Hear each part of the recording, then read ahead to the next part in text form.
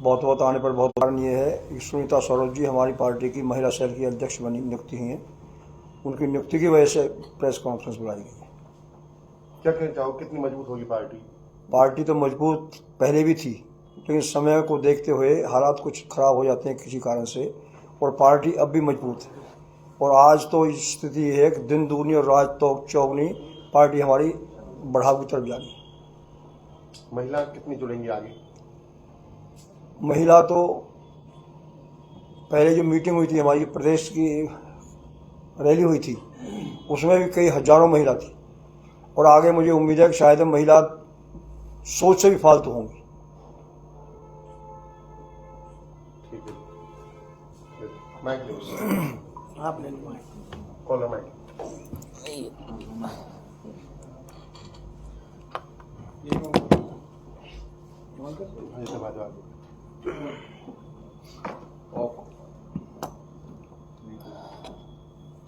सुनीता जी, आप सभी पत्रकार महोदय का बहुत बहुत धन्यवाद आपका यहाँ आए, क्योंकि प्रेस कॉन्फ्रेंस का एक माध्यम कहते हैं, तीसरा स्तंभ अगर माना जाता है तो मीडिया का माना जाता है। तो ये प्रेस कॉन्फ्रेंस बुलाने का एक तात्पर्य है कि मुझे इंडियन नेशनल लोकदल पार्टी की तरफ से चौधरी अभय सिंह चौटाला जी के नेतृत्व में मुझे जिलाध्यक्ष महिला बनाया गया है, और उसी के संदर्भ में ये प्रेस कॉन्फ्रेंस की जा रही है, क्योंकि उनका एक कहना है कि हमेशा की अगर मजबूती के साथ काम ऐसा से एक फर्स्ट प्राइज एक उगता हुआ हमारा जो सूरज हमारे हरियाणा के हैं चौधरी अभय सिंह चौटाला जी, और आने वाला जो समय है 2029 का, उनकी जो नीतियां हैं उनको एक हर ग्राउंड लेवल पर ले जाने का एक जो दायित्व मुझे दिया है, मैं शीर्ष पार्टी के शीर्ष नेतृत्व का बहुत बहुत धन्यवाद भी करना चाहूँगी, और कहना चाहूँगी आपके प्रेस के माध्यम से कि हमने जो एक विचारधारा है जननायक ताऊ देवीलाल जी की, वो विचारधारा को एक ग्राउंड लेवल पर जाकर हर गरीब किसान कमेरे मजदूर को गले लगाकर हर कार्यकर्ता के साथ कंधे से कंधा मिलाकर पार्टी को मजबूत करना है।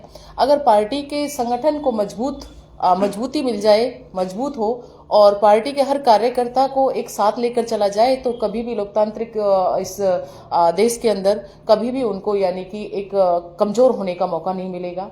उनका ये भी कहना है कि अगर हमारा जो कार्यकर्ता है, कारणवंश जो रहा है, हमारे जो पिछला जो दौर गया है, लेकिन अब जो कार्यकर्ता है, जो पुराना कार्यकर्ता है, बड़ी मजबूती के साथ उठा है। हम सारे कार्यकर्ता, हम सारे जो पदाधिकारी नहीं कहेंगे, हम तो एक सिपाही कहेंगे, एक कार्यकर्ता कहेंगे छोटे से, तो उन्होंने बड़ा मजबूती देने का काम एक पलवल को किया है।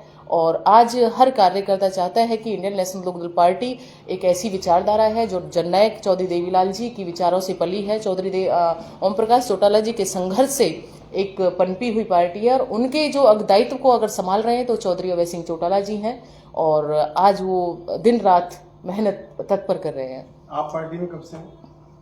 पार्टी तो मैं बात करूंगी, मैंने इलेक्शन लड़ा था, उसी टाइम मैंने पार्टी ज्वाइन की थी, लेकिन इलेक्शन निर्दलीय लड़ना पड़ा, तो उसी के मैंने पार्टी नहीं छोड़ी थी, लेकिन इलेक्शन लड़ा था पार्टी का। फिर मुझे आज जो दायित्व दिया, दोबारा से ज्वाइन की, और आज जिलाध्यक्ष के रूप में मुझे ये दायित्व दिया गया है।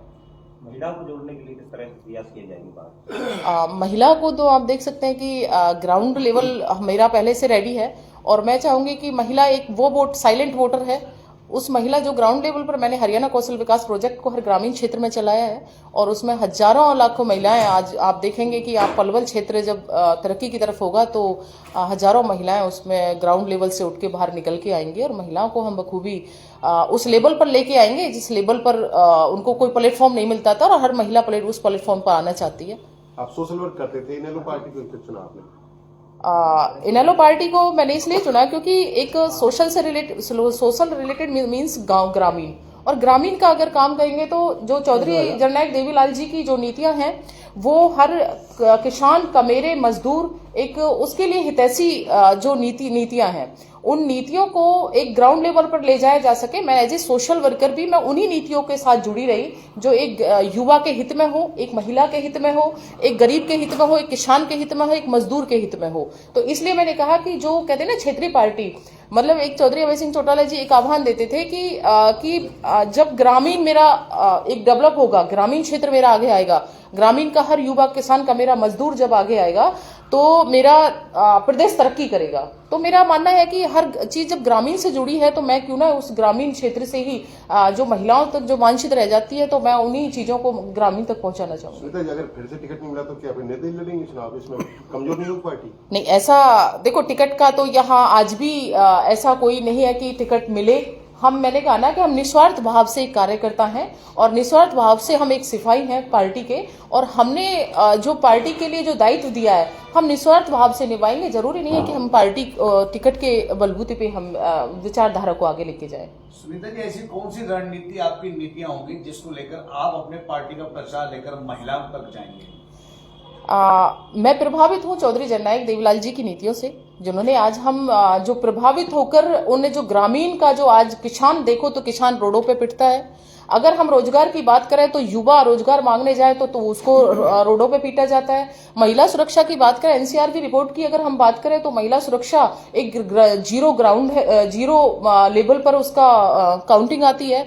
अगर हम बात करें अपनी एक छोटे बच्चों की एक शिक्षा प्रणाली की, तो आज सारे इलाके में स्कूल्स बंद कर दिए गए हैं और सारे स्कूल्स को बंद करके उनमें ना टीचर हैं ना उनकी जर्जर हालात हैं। तो मेरे जो हमारे हरियाणा की जो नीतियां रही है चौधरी अभय सिंह चौटाला जी की, चौधरी ओम प्रकाश चौटाला जी की, तो वही है कि क्योंकि उनका दायित्व उन्होंने संभाला है, चौधरी हमारे जननायक देवीलाल जी की जो नीतियों को चौधरी अभय सिंह चौटाला जी ने संभाला है, और उनका यह है कि मेरा ग्राम विकसित हो हर तरीके से, वो नीतियां हो जहाँ शिक्षा, चिकित्सा, रोजगार एक अव्वल तरीके का होगा तो मेरा हरियाणा तरक्की करेगा, और उन्हीं नीतियों के साथ हम चीजों को ले जाना चाहते हैं। भाजपा सरकार नारा देती है बेटी बचाओ बेटी पढ़ाओ, इस नारे को लेकर क्या? भाजपा सरकार तो नारा भी देती है राम राज्य का भी, और रामराज तो राम का तो नाम लेती है कि नीतियां रावण जैसी हैं आप कहोगे तो, और कृष्ण जैसे उपदेशों का आह्वान भी करती हैं, लेकिन कहेंगे नीतियां सुकनी जैसी हैं। अपनाना तो लिखना अलग चीज है और उनको ग्राउंड लेवल उन धारणाओं को एक उतारना एक अलग चीज है। लेकिन अगर बेटी बचाओ की मैं बात करेंगे तो मैंने कहा एनसीआरबी की रिपोर्ट आप देखें तो महिलाओं के, लड़कियों के बहुत बुरे हालात हैं। कहीं रोजगार से नहीं जोड़ सकते, कहीं सुरक्षा से नहीं जोड़ सकते, कोई भी ऐसी प्रणाली नहीं है जो महिलाओं के लिए एक तरफा काम कर रही हो। आपकी पार्टी लंबे समय से हाशिए पर चल रही थी, रोहतक रैली के बाद किस तरह का कुछ देखने को मिला बदलाव? देखो, मेहनत हमेशा से की है इंडियन नेशनल लोकदल पार्टी के, मतलब कहें कि एक विचारधारा ही वो है कि आज आप देखेंगे चौधरी अभय सिंह चौटाला जी अगर डोर टू डोर हम पर डे की बात करेंगे तो 600-700 किलोमीटर, चाहे शादी किसी की भी हो, 600-700 किलोमीटर वो डोर टू डोर अपना एक ट्रेवल करते हैं। हर कार्यकर्ता के छोटे से छोटे प्रोग्राम में पहुंचने का काम करते हैं, तो उनकी लोकप्रियता है, और हरियाणा के अंदर जो लोकप्रियता उभर के आ रही है आज वो बहुत ही ऊंचाइयों के लेवल पे है। और देखेंगे कि हम 2029 में हम सरकार बनाएंगे और चौधरी अभय सिंह चौटाला जी सीएम के रूप में हमारे हरियाणा की लीड संभालेंगे। पेंशन के दफ्तर के चक्कर लोग काट रहे हैं, उनको लेकर के क्या? पेंशन की अगर बात करेंगे तो देखो, पेंशन एक चौधरी जननायक देवीलाल जी का दिया हुआ वो सम्मान बुजुर्गों के, वो तोहफा है जिसको कोई खत्म नहीं कर सकता और ना ही उस पर कुछ कोई चीजें लागू कर सकता।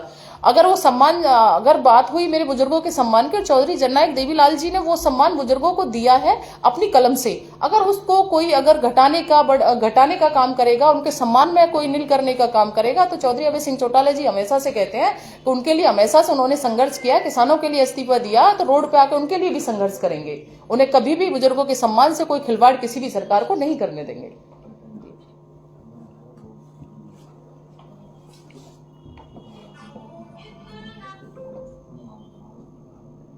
जी अध्यक्ष बोलना चाहोगे? हाँ, बोलोगे, पूछोगे तो बोलेंगे।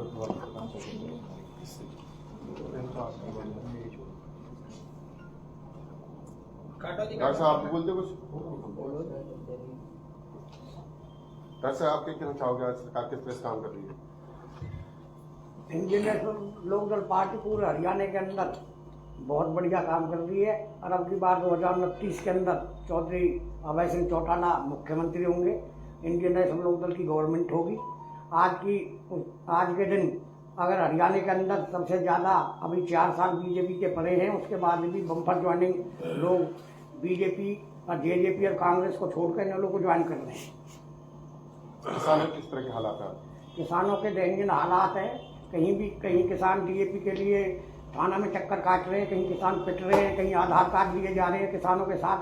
ये सरकार कर रही है। और किसान हितैषी नहीं है। ये व्यापारियों की सरकार है, किसान के इनका कोई लेना देना नहीं। और एक हुड्डा साहब जो कहते हैं भाई बी टीम है इंडियन नेशनल लोकदल बीजेपी की, अभय सिंह भाई साहब ने चैलेंज किया है प्रेस के कॉन्फ्रेंस पर बैठ के आपके पत्रकार बंधुओं के सामने, भाई हुड्डा साहब मेरे सामने बैठे और मैं ये साबित कर दूंगा। अगर हुड्डा साहब ये साबित करता कि मैं बी टीम हूँ तो मैं अपने घर चले जाऊंगा, नहीं राजनीति छोड़ दूंगा। नहीं, अभय सिंह कहते हैं मैंने साबित कर दिया तो अपनी राजनीति छोड़ दे। दोनों बाप बेटाओं का रात को अभय सिंह चौटाला ही दिखता है। रोहतक के अंदर 28 तारीख को बहुत बड़ी जॉइनिंग फिर होने की जा रही है। की लड़ाई लड़ रहे हैं दोनों बाप बेटा है जी। जैसे पहले हुई थी बड़ी कार्रवाई, हाँ, बहुत बड़ी जॉइनिंग होगी। और हुड्डा दोनों बाप बेटे गुलाबी गैंग है, कांग्रेस की कहीं कोई चीज नहीं है। गुलाबी गैंग को हुड्डा लिए घूम रहा है हरियाणा के अंदर। इसी की देन है जो आपके बीजेपी की गवर्नमेंट हुड्डा साहब ने बनवाई है। आपका और अभय चौटाला जी का निशाना भाजपा से ज्यादा हुड्डा क्यों रहते हैं? भाजपा भी रहती है हमारे निशाने पर। भाजपा नहीं रहती, भाजपा रहती है। भाजपा क्या नहीं रहती? अभी 10 शब्द बोले हैं तो 8 शब्द हुड्डा बोलूंगा जो मेरी इच्छा है वो तो बोलूंगा। कांग्रेस जवाब दीजिएगा, भाजपा हाँ, भाजपा बोलेगी तो भाजपा के बारे में बोलूंगा। भाजपा के बारे में पूछोगे लड़ते रह जाते और बीजेपी सरकार बना जाते। नहीं, अब की बात नहीं, बात हुई है। अब की बार केवल गुलाबी गैंग हुड्डा ने ही बीजेपी को बनाया है। पूरा हरियाणा जान चुका है इनकी बाप बेटा की इसको। इनेलो तो सत्ता में आएगी जब आपसे एक ही बार कहती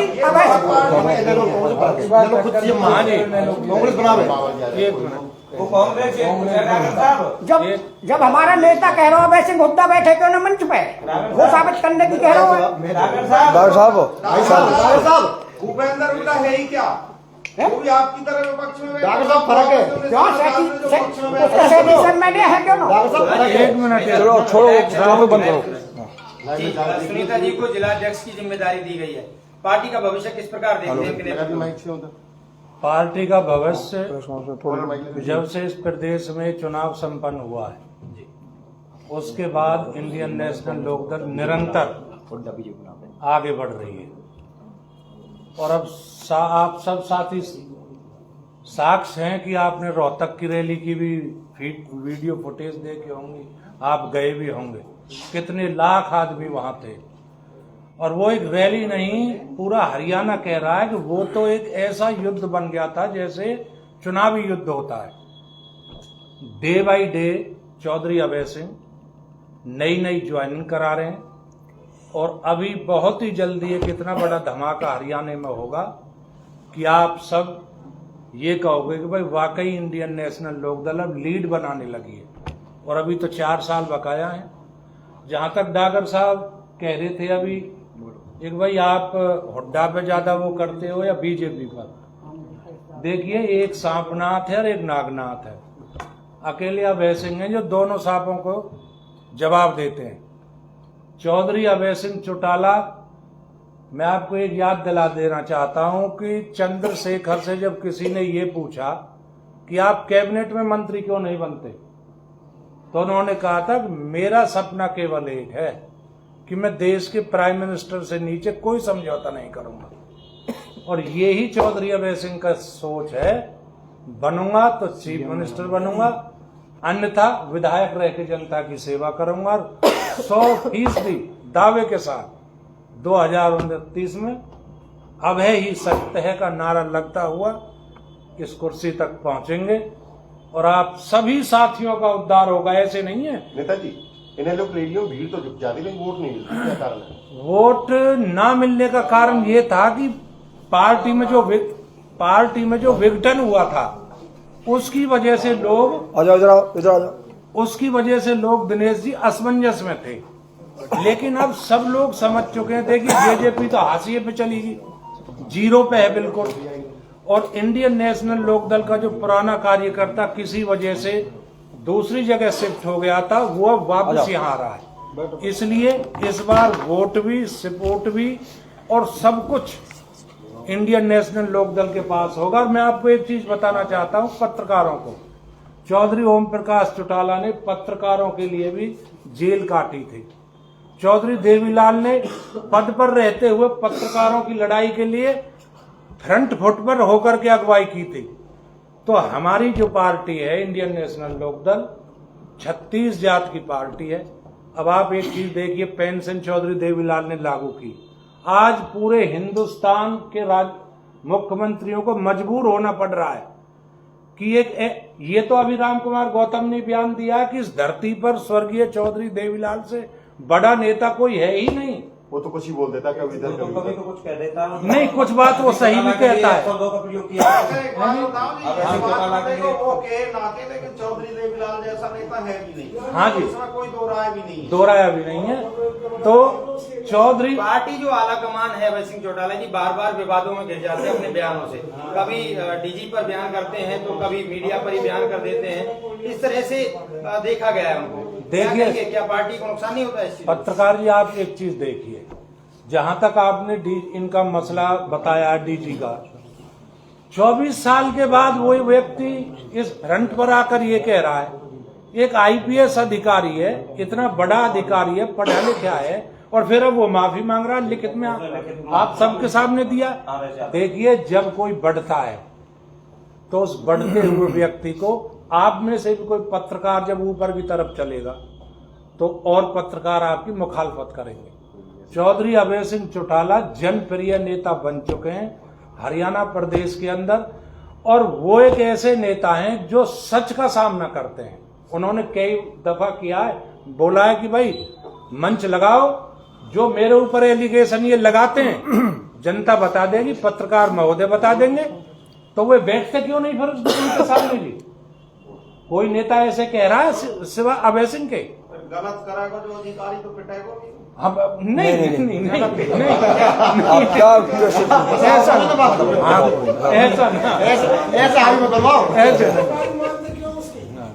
तो पत्रकार किसान की पार्टी कहा जाता है, रिटर्न में माफी आ गई है। इनेलो पार्टी को गरीब किसान की पार्टी कहा जाता है, फिर भी गरीब और किसान ही पार्टी का साथ क्यों नहीं दे पाते? सोच के मधुपुर देखिए, हमारा देश है जो बहुत भोले भाले लोगों का देश है। यहाँ पर आपको पता होगा कि एक बार में जब दिल्ली में वो मुख्यमंत्री थी शीला दीक्षित, तो केवल प्याज की महंगाई पर ही दिल्ली का राज बदल दिया था। बदला था नहीं, प्याज की महंगाई पर ही कोई मुद्दा नहीं देखा। हमारे देश के लोग बहुत भावुक हैं, बहुत समझदार हैं। इस बार हरियाणा प्रदेश का हर व्यक्ति, हर नौजवान 36 जात का चौधरी अभय सिंह चौटाला की तरफ आस लगाए बैठा है कि ये ही व्यक्ति हरियाणा प्रदेश के सम्मान को सुरक्षित रख सकता है। अन्यथा, अब आप छोटा सा उदाहरण देता हूं, बिल्कुल 100% सर, जब चौधरी ओम प्रकाश चौटाला ने राज छोड़ा था तो उस टाइम प्रदेश का कर 3,200 करोड़ रुपए प्लस थे उसमें खजाने में। आप आरटीआई से देख लेना, 3,200। और मनमोहन सिंह, डॉक्टर मनमोहन सिंह ने भूरी भूरी प्रशंसा करी। और आज प्रदेश के अंदर 2.5 लाख करोड़ रुपए का कर्जा है। तो बताइए, अब चौधरी ओम प्रकाश चौटाला की सरकार अच्छी थी या इन डाकुओं की सरकार अच्छी है? आप भी बता दो फैसला। चौहान साहब जी, क्या कारण है कि जो जमीनी मुद्दे हैं जिले के, सिर्फ मैं दो बात, उनमें इनेलो पार्टी ग्राउंड पर नहीं दिखती? मैं सिर्फ 2 बातें कहूंगा। कविर मनीषी प्रभु स्वयंभू यथास्मय रोजदे विश्वम तथेदम परिवर्ते। कवि की लेखनी में वो ताकत होती है, जैसे दुनिया को बदलना चाहें वो बदल सकते हैं। इसलिए मेरा आपसे अनुरोध है, एक आप बिल्कुल निष्पक्ष अपनी कोई भी खबर लगाएं या कहीं मीडिया में जो भी है वो बिल्कुल निष्पक्ष साफ साफ लगाएं। आप किसी पक्ष में या राजनीतिक पक्ष में ना जाएं, मेहरबानी करके। दूसरी बात यह है, एक रघुकुल रीत सदा चली आई, प्राण जाए पर वचन न जाई। ताऊ देवीलाल अपनी विरासत चौटाला साहब को देके गए, चौटाला साहब ने उसको बखूबी निभाया और उसको 4 कदम आगे बढ़ाया। ओम प्रकाश चौटाला जी अपनी विरासत अभय चौटाला जी को देके गए हैं। अभय चौटाला जी उसी स्टेप पे खड़े हैं, वो 2 कदम कभी पीछे नहीं हट सकते। वो हमारे लिए, जनता के लिए, किसानों के लिए, गरीबों के लिए, पत्रकारों के लिए, सभी के लिए हित के होकर लगेंगे। इतना मेरा अनुरोध आपसे। धन्यवाद।